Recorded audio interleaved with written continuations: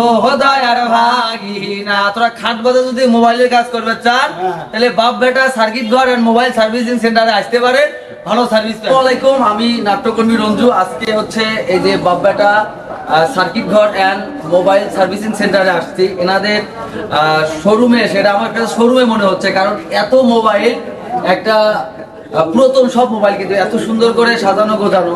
তো এই রাজারহাটের এই প্রতিষ্ঠানে এসে খুব ভালো লাগছে। আর সবচেয়ে বড় কথা হচ্ছে, দু একজন যদি আমাকে চেনেন আপনারা অবশ্যই এনাদের দোকানে এসে ভিজিট করবেন।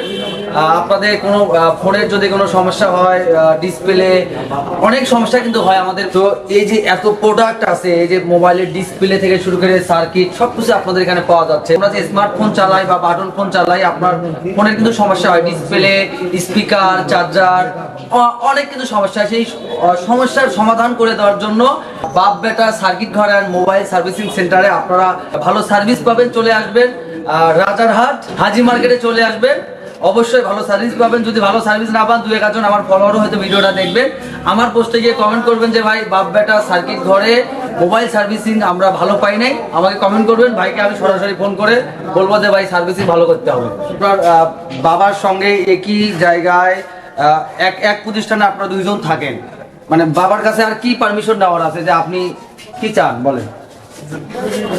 চাওয়া তেমন কিছুই নাই। আমার বাবা যে এত বড় প্রতিষ্ঠান দিয়েছে, তার নিজের প্রতিষ্ঠিত দোকানে যে আমি কাজ করতে পারতেছি, আমার বেকার সময়, যেটা লেখাপড়ার পাশাপাশি যে অযথা সময়গুলো বেঁচে থাকে, সেই সময়গুলো বাজে আড্ডা না দিয়ে আমি এখানে সময়টাকে কাজে লাগাতে পারতেছি, এটাই আমার কাছে অনেক কিছু চাওয়া।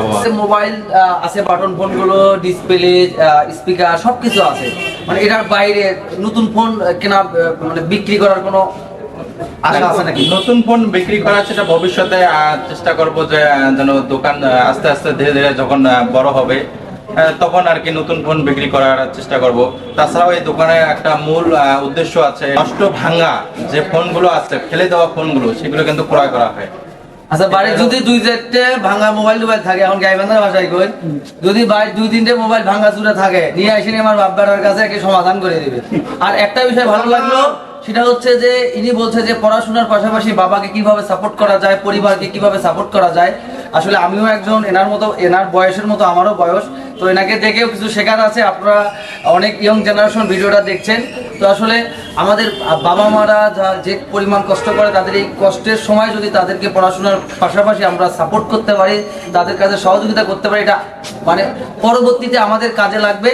কারণ বাবা মা যে সহায় সম্পদ করে, যে অর্থ সম্পদ করে, যেটা করে সেটা আমাদের জন্যই করে, সন্তানদের জন্যই করে। আমরা সবাই বাবা মাকে ভালোবাসবো, বাবাকে সাপোর্ট করব। তো এভাবেই বাপ ছেলের কাজ এগিয়ে যাক দুর্বার গতিতে, এতটুকু আশা প্রত্যাশা রাখছি। আর আপনারা যে যেখান থেকে এই পেজ বা আইডির মাধ্যমে ভিডিও দেখছেন, অবশ্যই এনাদের পেজ ফলো করবেন, লাইক করবেন, শেয়ার করবেন, কারণ আপনাদের এক একটা ফলো, এক একটা লাইক আমাদের মতো কন্টেন্ট ক্রিয়েটরদের এগিয়ে যাওয়ার অনুপ্রেরণা।